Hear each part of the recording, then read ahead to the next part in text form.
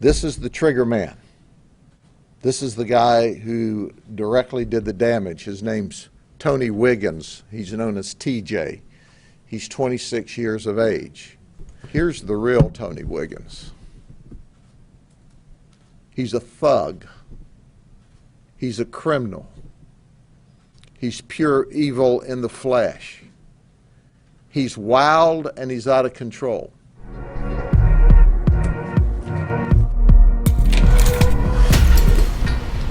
Good morning, ladies and gentlemen. Thank you very much for being with us today. I ask that you come here so that we can give you an update. I'm going to first and foremost tell you that we have simply the best homicide team, I believe, in the entire nation. In 11 years, we only have 2 unsolved homicides.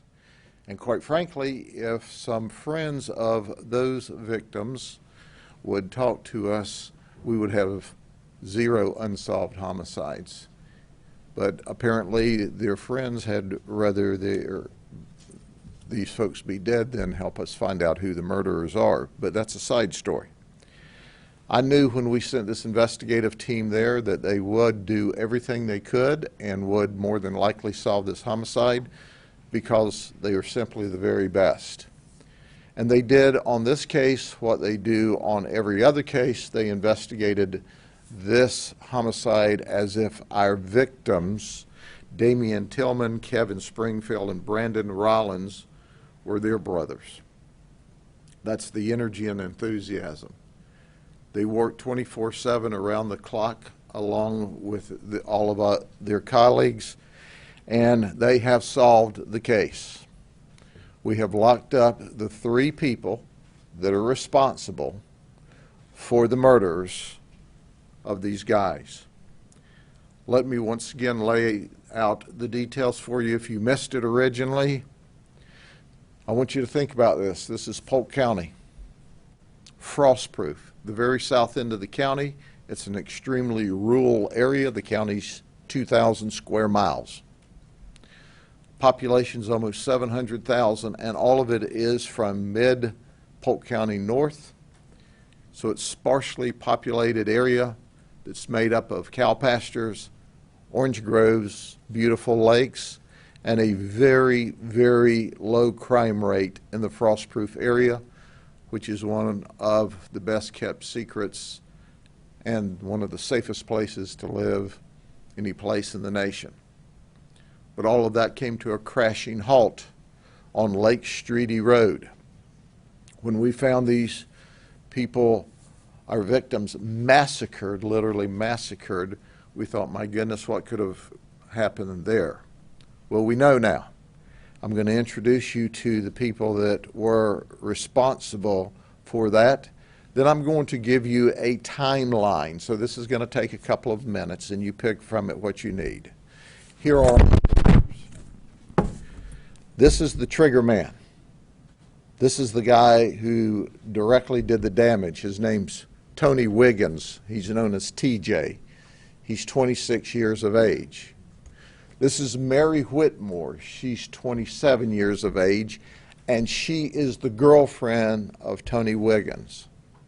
And this is Robert Wiggins. He's 21 years of age, and he's the brother, obviously, to TJ.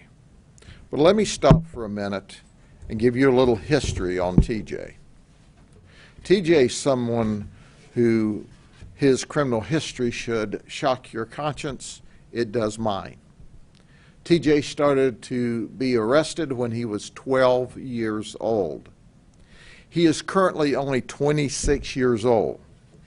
TJ has 230 felony criminal charges in his arrest history. I didn't stutter. He had 230 charges in his arrest history. 15 convictions, and 2 times to state prison at only 26. There's a picture of Tony Wiggins. Here's the real Tony Wiggins. He's a thug. He's a criminal. He's pure evil in the flesh. He's wild and he's out of control. Mary has 0 criminal history. 0. Robert has 1 misdemeanor arrest. Virtually no arrest. Tony, 230 felony charges. They all are from the Lake Wells and Frostproof area, as was our victim. When we started receiving Crime Stopper tips, and we received them to the point that the call center said we had to bring in extra help. We had people call in from all over the nation about ideas and helping us investigate the crime and what they believed and psychics. But the local tips that came in that were filtered, and there were hundreds that came to us, the predominant information we got was, look at T.J. Wiggins from Frostproof. It's not that they had any idea that he did it, but this guy is just mean. He's just violent. He's currently out on bond for breaking a guy's arm with a crowbar during a fight, waiting to go back to trial on other felony charges. This is a guy who they said will just walk up and punch you for no reason, or no reason to you, certainly a good reason to him. You look at the Florida statutes as it appears with criminal conduct, he's got some arrest history. Everything from burglary and theft to aggravated battery to resisting law enforcement officers to battery on law enforcement officers to battery on people that are 65 years or older, the elderly. He's just wild and hostile. And the people of Frostproof said, look at him. But let me tell you, as I introduce you to these folks, and I start through the timeline, what occurred. When our crime scene folks and our detectives were working the original crime scene, what we noticed in the truck, in Damien's truck, and understand when I talk today, Damien was in the red pickup truck, and the white pickup truck had our other 2 victims in there, Kevin Springfield and Brandon Rollins. Kevin was driving the white pickup truck, Brandon was riding in the white pickup truck, and Damien was driving his red pickup truck. The 3 of them decided to go to the lake to fish. What's more wholesome than 3 friends, 3 close friends, fishing together in Frostproof on a Friday night? And that's what they were doing. But first, Damien stopped at the Dollar General store. And we figured that out because we saw a Dollar General bag in the victim, Damien's truck, and there were things that he'd purchased there. So we went to Dollar General, and I want to tell you, when you look at a professional business that was totally cooperative with us, it's Dollar General. Dollar General always works well with us because, you know, they want good customers and they don't care for criminals stealing their stuff or certainly committing murders.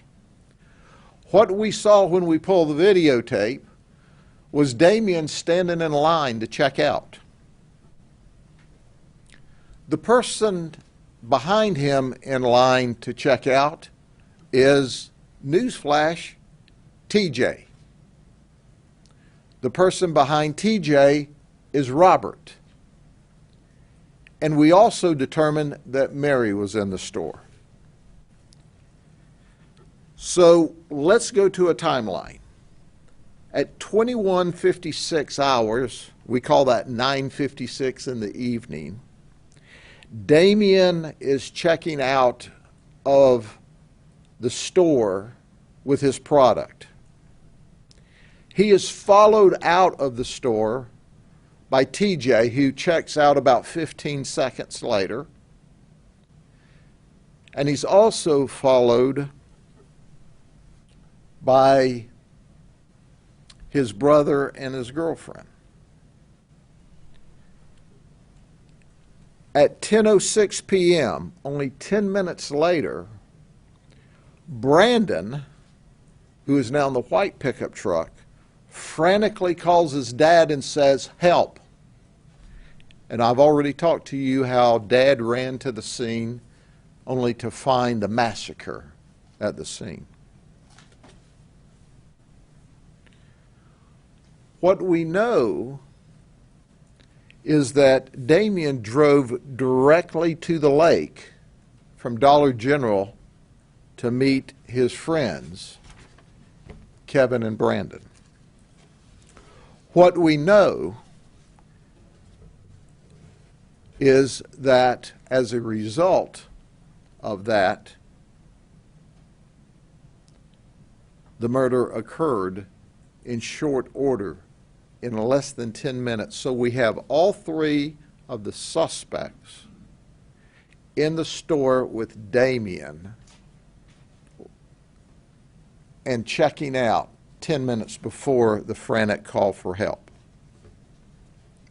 So our detectives now confirm that, hey, this guy Tony, or TJ, that we've received tips from is standing in line with and had a conversation with Damien in the store. We don't have the conversation because there's no audio, but from body language it was not violent or animated. It was just a normal conversation. But our detectives on Monday found our suspects. And they were living on Sarver Avenue in a family compound of camper trailers. And this is in the woods outside of Frostproof. And they were living off the grid. No running water, no electricity. They had some generators. So understand that now we're talking about Frostproof in a rural part of the county. The shooting happened in a rural part of the county. And we literally have to walk the road, and we go down a dirt path through the woods that opens up into a compound off the grid. That's how far out in the woods this is. So our detectives immediately interview Tony Wiggins and Robert and Mary Whitmore. Robert and Mary consistently lie to protect TJ. Robert lies to us, Mary lies to us, TJ lies to us. They don't tell us the truth. The only common thread during their interviews, otherwise the stories are all over the place, from different vehicles to where they went to they didn't go any place, but they agreed on one thing. They went to McDonald's and ordered 10 double cheeseburgers and 2 McChicken sandwiches. That's the only thing. So on Monday we executed a search warrant at the compound. TJ was found to be in possession of 2 shotguns and 2 SKS 7.62 rifles. He's a convicted felon. He can't possess firearms, so he was immediately arrested. Our forensic investigations team found 1 9mm shell casing, 1 at TJ's trailer.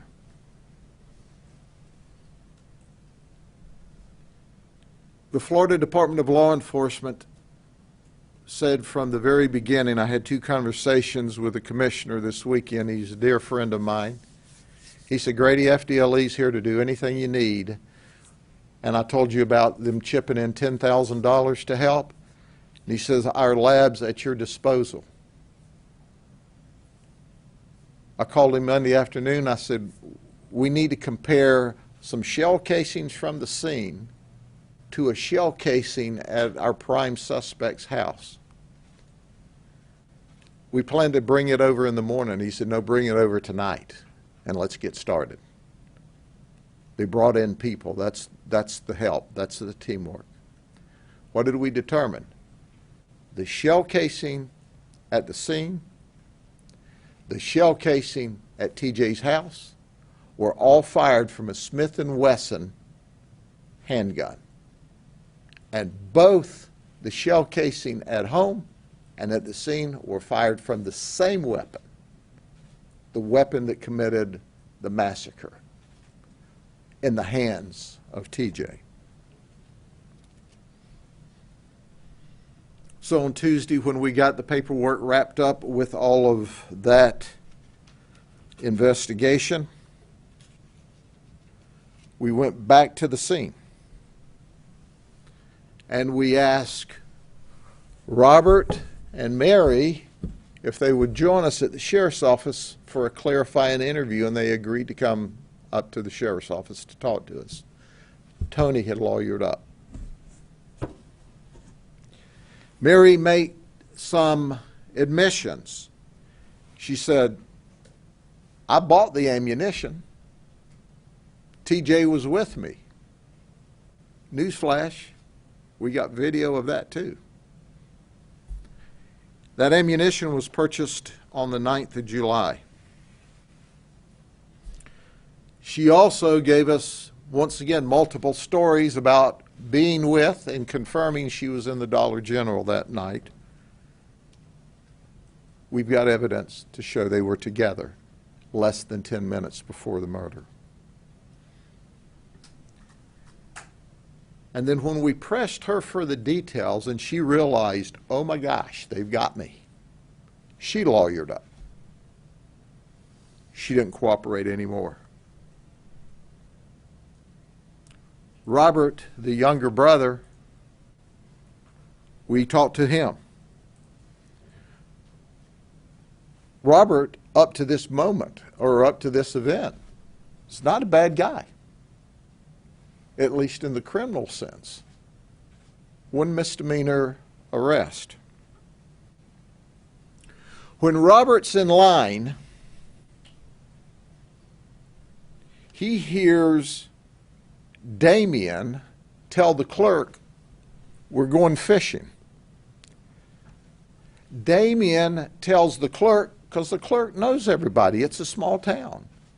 Yeah, I'm going fishing with Kevin. So Robert and TJ are talking, and he says, yeah, Damien's going fishing with Kevin. And TJ says, what? Kevin's going to be there? So when they leave the store, TJ tells Robert, who's driving, go to the lake.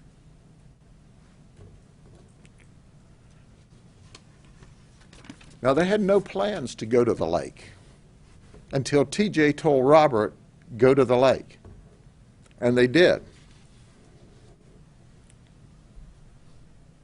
Damien now is at the lake, and he has met up with, during this time frame, Kevin and Brandon, who are in the white truck. And they have turned their trucks so that they're door to door talking to each other in the middle of the road.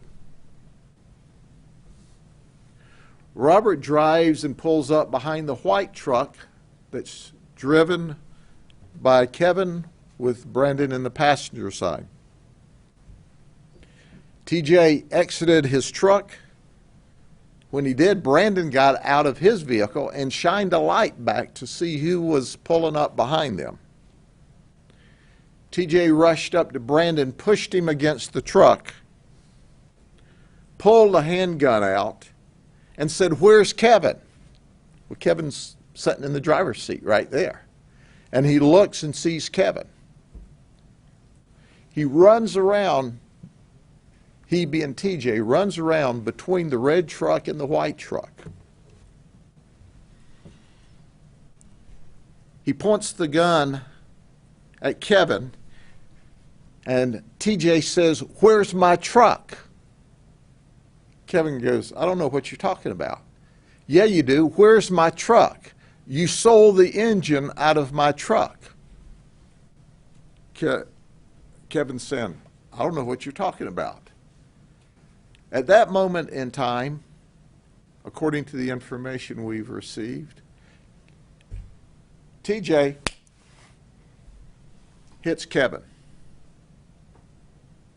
Damien starts to open the door of his vehicle and is screaming at TJ, "Put the gun away, put the gun away, put the gun away." TJ's out of control, screaming, "Where's my truck?" And he starts shooting Kevin and Brandon inside of the white truck. It's estimated, and this is still under investigation, he shoots him 9 to 10 times between the two of them. Then he turns on Damien and begins to shoot Damien, who's got his door open but is in his truck, several times. Then he goes back to Kevin's truck, and during his excitement, now he has dropped the magazine to his firearm and he can't find it. So he opens the truck door and Kevin falls out on the ground. And that's where Kevin's found. He finds the magazine to the handgun that he drops when he goes back, points the gun back. And then he calls Robert. Robert says he's sitting in the truck. He said, "I never got out of the truck. And when he pulled the gun, I started to get out of the truck. By that time, it was all over with." You can believe what of that you want to.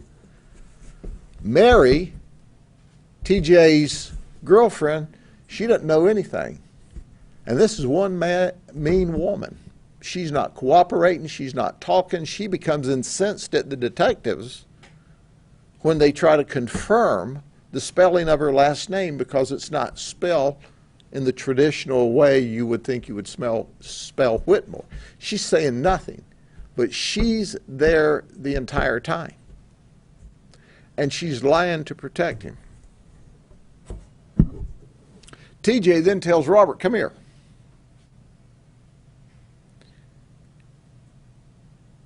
"Help me put Damien in the truck." So Damien now, and we don't know the lineage, the details, because they're not given to us any better than what I'm about to tell you. They grab Damien.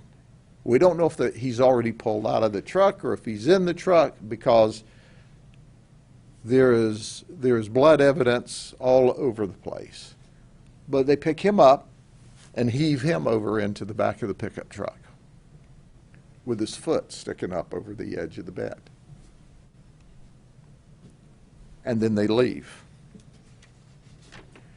They go to a undisclosed location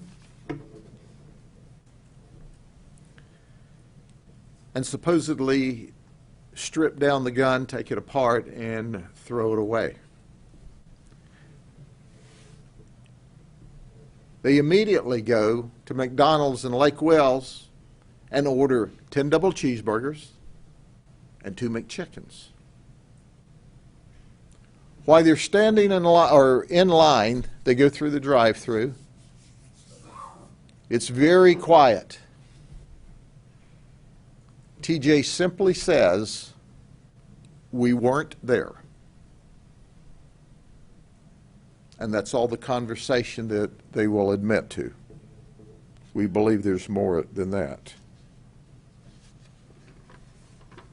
We found throughout the investigation that they lied for TJ, that she bought ammunition for TJ, And then later on Saturday, keep in mind this happened on Friday night, Robert takes that truck, which belongs to another relative, to a car wash because it's coated in red mud, and cleans it up. The owner of the vehicle knows that they're driving the vehicle. That young lady, who is a relative, doesn't know anything about anything. She's just throwing a fit because you said you were going to Sebring or Avon Park in my truck, and you bring it back looking like this. Robert cleans it up. We asked, did you clean the inside? Oh, no, we didn't clean the inside. Well, duh, they did. We found trace evidence of blood where TJ was sitting in the passenger side of the vehicle. That's being packaged up and taken to FDLE. So at the end of the day, we've charged TJ Wiggins appropriately with 3 counts of first-degree murder. At this point in the investigation, we have charged Robert with 3 counts of accessory and 1 count of tampering with evidence. We've charged Mary with 3 counts of accessory to the murder and 1 count of tampering. The investigation is ongoing. The folks who lost their loved ones that night are poor people. We've had a lot of people offer to give us more money for a reward. We don't need that. But if there's an inclination to help these folks bury their loved ones, I'm certain that would be appreciated, because there's nothing worse than having to bury your child, unless it's you're having to bury your child and you don't have any money. It's important to understand, and I alluded to this the other day, I can give you more details today, that as I said originally, normally the normal murder is around drugs, alcohol, money, domestic events. No evidence of drugs in either of the victims' car. None. Zero. No beer cans, no meth, nothing. In the suspect's vehicle, when we see it, there's no indication of drugs at all. The only information we have is TJ is allegedly mad over some kind of truck deal that happened some period of time ago. We've not had an opportunity, the homicide team, to dig into that civil disturbance, if you will, yet, because we're busy solving a triple homicide, but that will come together later. The State Attorney's Office, which is simply the very best, worked with us hand in glove during the entire investigation, and we'll be doing the same with them as we prepare to charge, as we prepare with them to prosecute TJ for the massacre of these 3 folks. Robert and Mary's charges may be upgraded. We may add charges. That investigation's ongoing. Understand that this is Wednesday. We started this investigation Friday night when we were called, and by Tuesday afternoon, this homicide team had them in jail. We're grateful for the tips we received. We're grateful for the outpouring of support from the community. We're grateful we had people from around the country, as far away as Tennessee, that I'm aware of, want to send us money for a reward. You see, that's the United States, that's the state of Florida, and that's the community I know and love.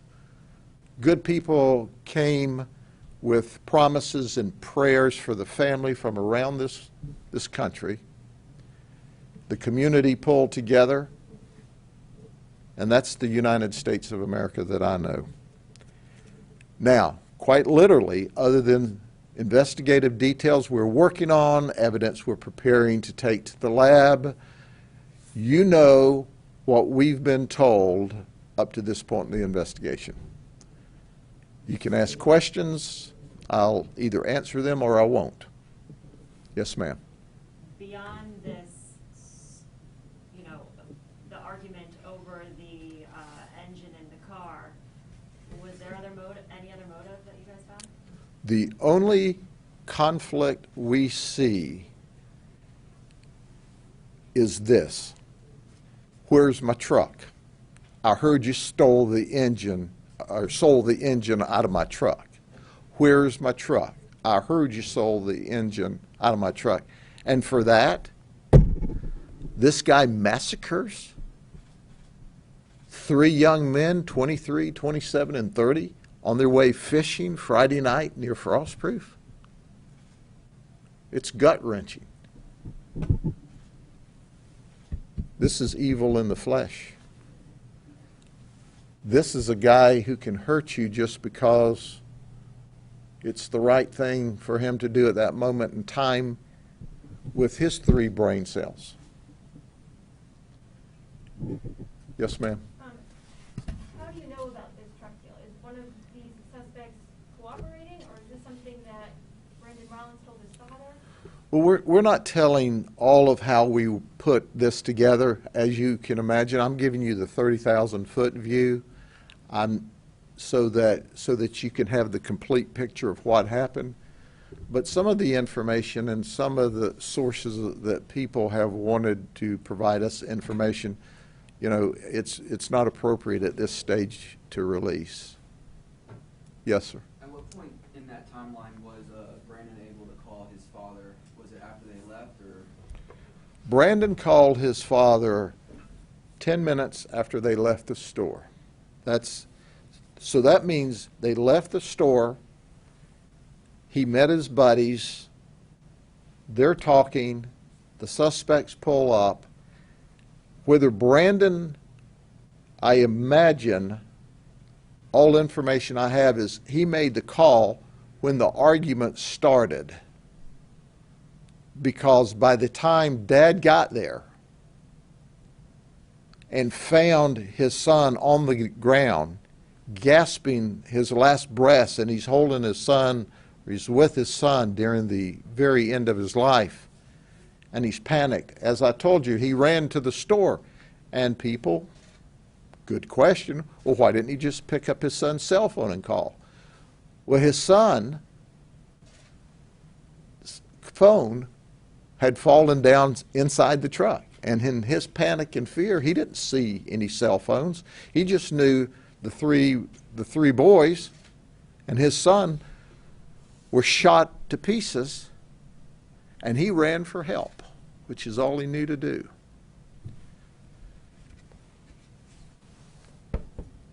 We've tried to comfort Dad. The wounds were so severe that quite literally, if an emergency room had been across the street, they couldn't have saved his life.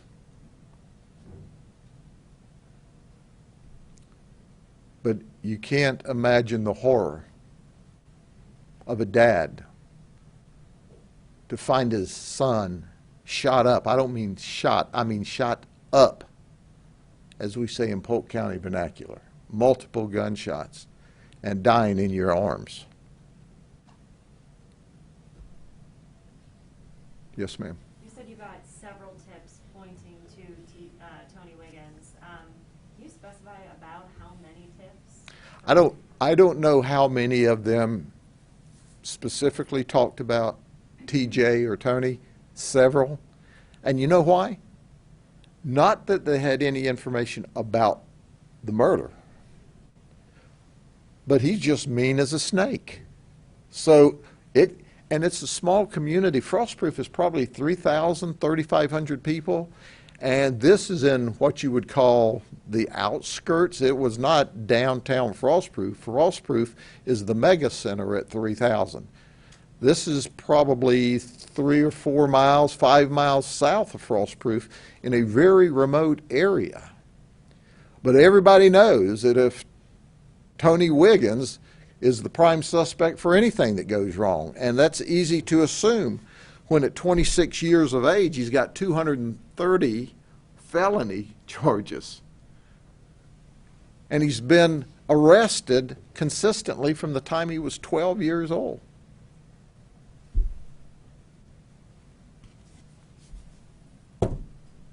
I'm sure somebody thinks you ought to have counseling and pretrial release.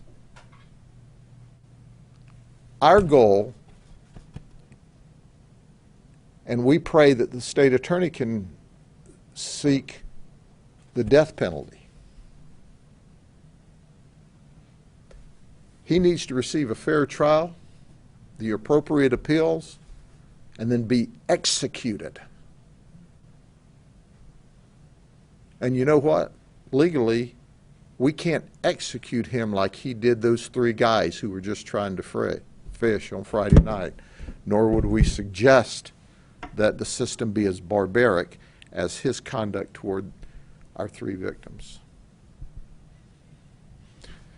Anything else? Pretty well know it. Thank you. God bless you. See you later.